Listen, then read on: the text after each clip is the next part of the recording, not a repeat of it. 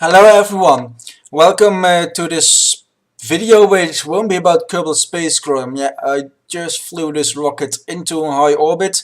Now, in this case we're gonna talk a bit about, well, I've had some issues on YouTube recently with Sony and, well, in 2008 or 2009 I uploaded a video which featured the Vector Prime mod and which had music in it from Star Wars The Clone Wars, the movie. That movie was in that time made by Lucasfilm, distributed by Warner Brothers. Now, the movie in question, which was made by Lucasfilm, is now owned by Disney, of course, because Disney bought the entire Star Wars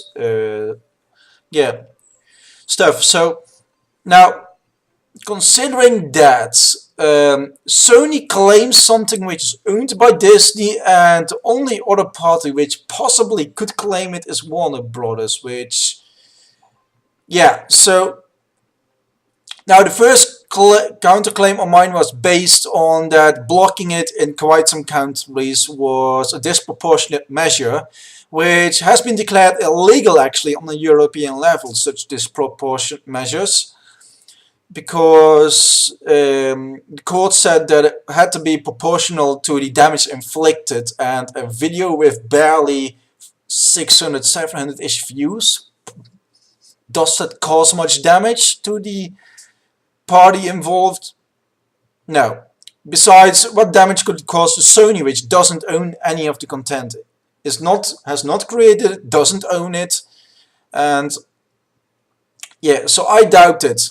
Now, well, so in that sense, okay, I'm kinda like, that's doubtful. Now, the second counterclaim is also gonna base itself a lot on this plagiarism thing, which, of course, it is plagiarism to try to claim something which is owned by someone else. Now, there's three ways this could go. One, the most preferable way, is Sony just drops their claim, which would of course be somewhat, yeah, it would be most preferable. Now the second thing which can happen is that Sony takes this to court. That's a risk I run right now, but I'm willing to run it out of protest also. So, because this kind of thing is very political for me. These companies have been pushing laws and have been harassing people through third parties like the MPAA and RIA and the Netherlands Brain.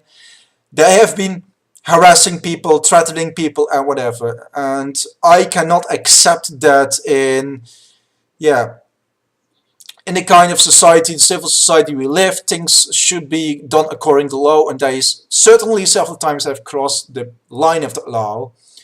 So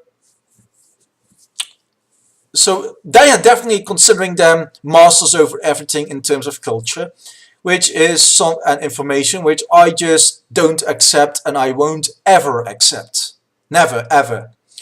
So if they're going to take this to court, they're going to have a hard one with me, because I won't be nice to them in court.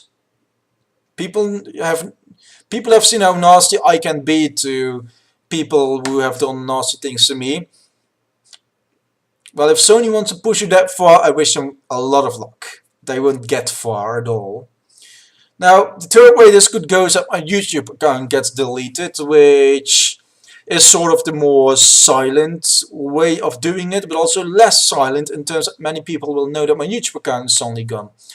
Well, in that case, I will report Sony to the European authorities for the markets, and I will also likely sue Sony for censorship, fraudulent libel, and plagiarism.